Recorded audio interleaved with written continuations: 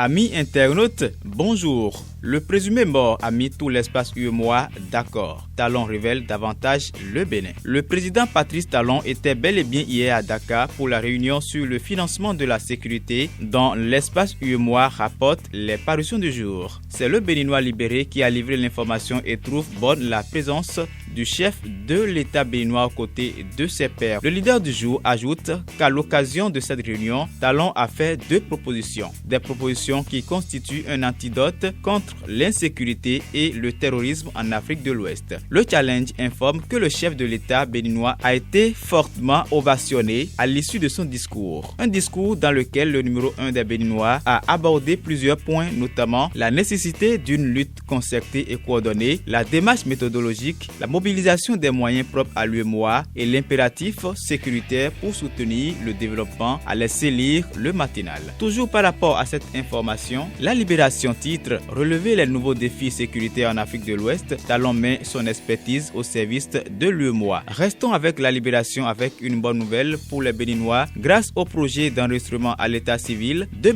500 000 Béninois exemptés d'inutiles formalités administratives. L'actualité dans la même dynamique affiche production de souches d'actes de naissance, fin de tracasserie à environ 2 500 000 Béninois, une mesure salvatrice du gouvernement Talon. La même information est retrouvée à la une du journal Le Potentiel. Exemption de la production de souches d'actes de naissance, 2 500 000 Béninois soulagés grâce au PEDEC, a écrit Le Quotidien. Pendant ce temps, le gouvernement béninois tient à décrisper les tensions politiques et pour matérialiser cette ambition, 9 partis politiques sont conviés au dialogue du 10 au 12 octobre prochain, rappelle l'Émergence Info. L'événement précis a confirmé le rendez-vous en ces termes: multiplication des actions pour la décrispation de la crise politique. La présidence confirme la tenue du dialogue politique pour le 10 octobre. Direction secteur de l'éducation avec cette information relative à l'annulation du concours des élèves inspecteurs de l'enseignement secondaire. Le journal rappelle à propos que les candidats planchent à nouveau demain samedi. La revue du jour va connaître son épilogue avec une immersion dans la tradition Peul et c'est le routier qui nous y amène. Qu'est-ce qui préoccupe le quotidien? Il se demande. Mariage traditionnel en milieu Peul, est-ce un mariage forcé ou commercial? Fin de cette revue de presse, prenez le prochain rendez-vous.